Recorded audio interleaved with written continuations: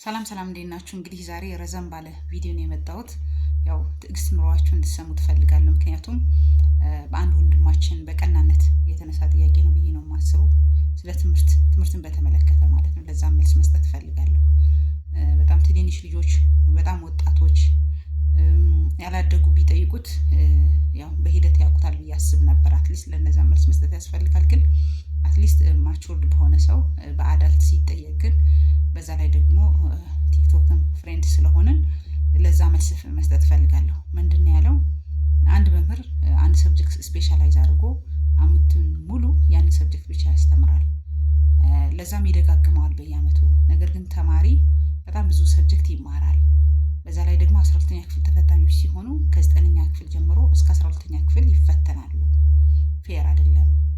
በመቀጠልም የሚወጡት ጥያቄዎች ራንደም ናቸው እና ይሄ ግፍ ነው አይነት ነገር ወይም ደግሞ ካልሆነ መልስ ካላችሁ ነው የተባለው። እና ለዚህ መልስ አለኝ እኔ። ምንድነው በመሰረቱ ትምህርት ማለት ማወቅ ነው፣ መረዳት ነው። አካባቢያችንን በተሻለ ግንዛቤ መረዳት ማለት ነው። በተለይ ተማሪዎች ወደ ትምህርት ቤት የሚሄዱት ሳይንቲፊክ በሆነ መንገድ እውቀታቸውን እንዲያካብቱ ነው፣ ወይም ደግሞ አካባቢያቸውን እንዲረዱ ለማድረግ ነው።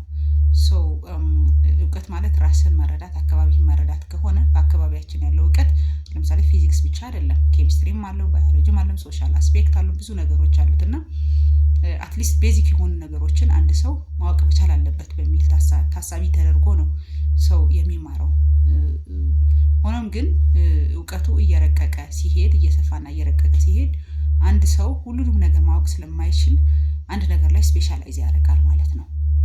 ስለዚህ ስፔሻላይዝ ያደረገው ነገር ደግሞ ያ እንደ ኮርስ ሆኖ አንደርግራጁዌት ላይ ወይም ደግሞ 12ኛ ክፍል ከ12ኛ ክፍል በታች ሲሰጥ ከ7 እስከ 12 ቤዚክሊ ሲሰጥ ጀነራሊስት በሆነ ሰው ኮርሱ ከሚሰጥ ስፔሻላይዝ ባደረገ ሰው ቢሰጥ ይሻላል በሚል ነው እንጂ አንደኛ 12ኛ ክፍል የጨረሰ ሰው ወይም ዲግሪ የተመረቀ ሰው በፊዚክስ ስፔሻላይዝ ቢያደርግ ወይ ማቴማቲክስ፣ ኬሚስትሪ ዋትኤቨር ኬሚስትሪ ቢጨርስ ባዮሎጂ ማስተማር ይችላል። ቤዚክሊ 12ኛ ክፍል ማለት ነው። እሱ ችግር ያለበት ነገር አይደለም። ግን ስፔሻላይዝ ባደረገ ሰው ቢማር የበለጠ ፐርስፔክቲቭ የሰፋ ይሆናል።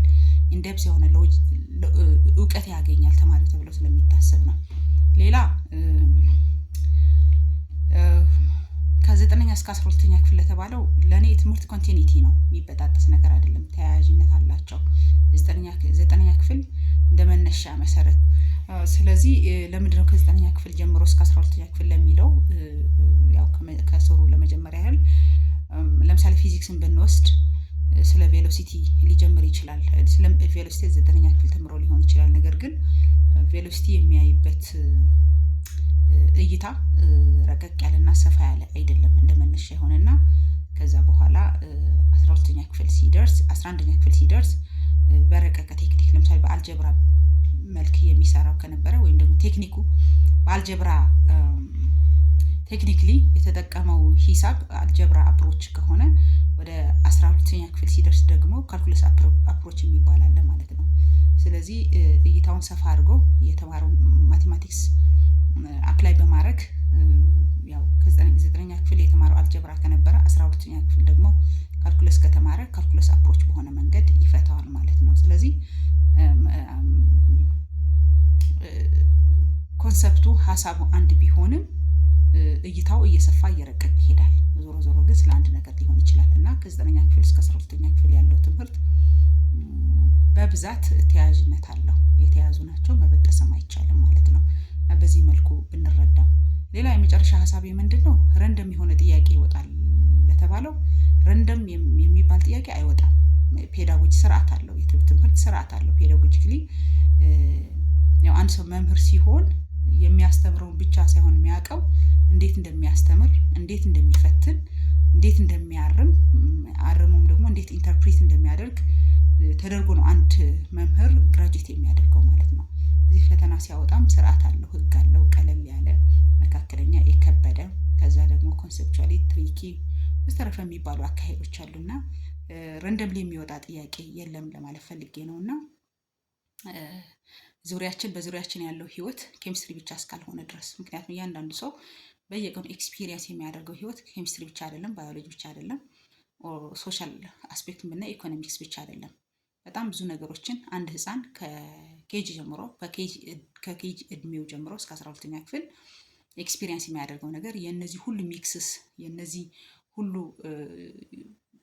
ዳይቨርሲቲ ያለው ኤክስፒሪየንስ ስለሚኖረው ለዛ መልስ የሚሆነው እውቀት ቴክኒክ ማካበት ደግሞ አለበት እና ለዚህ ነው በመሰረቱ ቤዚክ የሆነውን ትምህርት እስከ 12ኛ ክፍል የሚማረው እና በቅንነት እንደጠየቀው እርግጠኛ ነኝ። ያው መልሱ ደግሞ እንደዚህና ከዚህ በላይ መመለስ ይቻላል። ፎር ሞር ኢንፎርሜሽን ዲዩት ካረከኝ እኔም አክት አደርጋለሁ። እኔ ጸጋ ነው የሚባለው መቀሌ ዩኒቨርሲቲ ፊዚክስ ነው ማስተምረው። አመሰግናለሁ።